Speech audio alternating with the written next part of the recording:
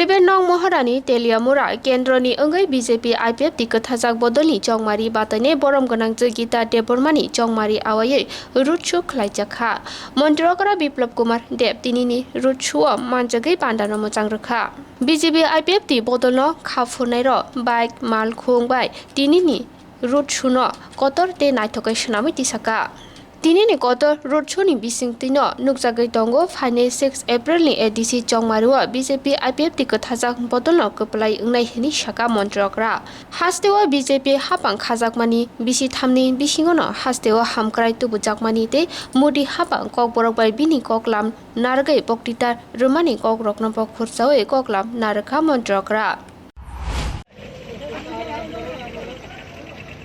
আজকের এই যে রোড শো তাতে বড় মাত্রা যে আমাদের বিজেপি আইপিএফটির যে জনজোয়ার এই জনজোয়ার প্রমাণিত করে যে আগামী 6 এপ্রিল যে এডিসি নির্বাচন হতে চলছে সেই নির্বাচনে বিজেপি আইপিএফটির মনোনীত প্রার্থী গীতা দেববর্মা মহোদয়া বিপুল ভোটে জয়ী হয়ে এক নতুন দিশা দেওয়ার জন্য এই অঞ্চল থেকে আপনারা নির্বাচিত করবেন। বন্ধুরা, এই নির্বাচন কোন সাধারণ নির্বাচন নয়। এই নির্বাচনে অনেক প্রার্থী হয়েছে। এখানে কেউ বলছে নির্বাচনে জিতলে এখানে হাতি নাকি সব এখান থেকে তাড়িয়ে দেবে, তার কাছে বন্দোবস্ত থাকবে। আরে হাতির বন্দোবস্ত তো মেবার কুমার কাছে বা ফরেস্ট মিনিস্টার, হাতির বন্দোবস্ত কিভাবে করতে পারে? দ্বিতীয় বলছে সমস্ত জনজাতিদের জমিনের ব্যবস্থা করবে। জমিন তো এমসি দেববর্মা কে পাস, জমিন এমসি দেববর্মার কাছে, মুখ্যমন্ত্রীর কাছে অলরেডি এমসি দেববর্মা সেই দিশাতে কাজ করেছে। পুরনো বামফ্রন্ট সরকার 25 বছর যাবত এবং 15 বছর যাবত লাগাতার এডিসির মধ্যে রয়েছে, কিন্তু 1,30,000 জনজাতিদের যে পাট্টালেন তার কাগজ দেয়নি। এমসি দেববর্মা তৈরি করছে, অন্য এখানে ভাওতাবাজি করছে।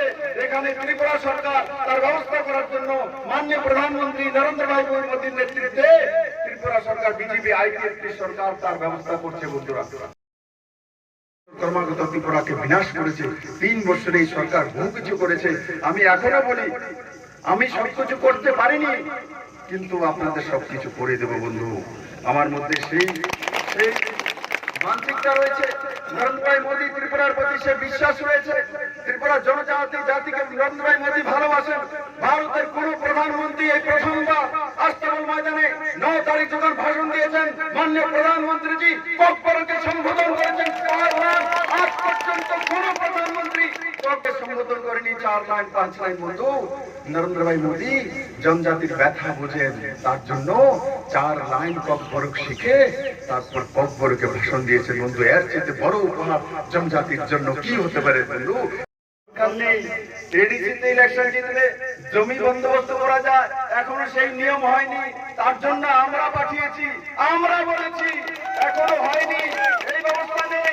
মিথ্যে কথা বলে জনজাতিদের কাছে ভোট নেওয়া যায় না। বন্ধুরা, আজকের এই জনসমাগম প্রমাণিত করে যে আগামী দিন এডিসিতে ভারতীয় জনতা পার্টি এর আইপিএফটি 28-এর মধ্যে 80 জিতে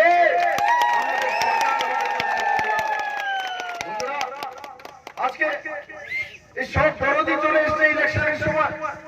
এখান থেকে এই গণমুক্তি পরিষদ লাগাতার 15 বছর যাবত করছে, তার আগেও করেছে। আমি তাদেরকে জিজ্ঞাসা করতে চাই, এরা 15 বছর যাবত জাতি জনজাতির জন্য কি করেছে? এই ওডিসি অঞ্চলে শুধু একই শব্দ, কেন্দ্র দেয় না, কেন্দ্র বঞ্চনা করে। আমরা কিচ্ছু নাই, কিচ্ছু নাই হইলে আবার আইন খেলে। আপনার কাছে কিছুই নেই, আবার ভোট চাইতে আসেন কেন? যার কাছে আছে সে ভোট চাইবে। নরেন্দ্র ভাই মোদীর কাছে ত্রিপুরাকে দেওয়ার জন্য রয়েছে, ত্রিপুরা জনজাতিদের উন্নয়ন করার জন্য ফান্ড রয়েছে। নরেন্দ্র ভাই মোদী সেই দিশাতে কাজ করেন। বিজেপি আইপিএফটি সরকার আসার পর প্রথম এডিসিতে 57 কোটি টাকা আনতে সক্ষম হয়েছে, আমরা এনেছি। কমিউনিস্ট পার্টি আনতে পারেনি।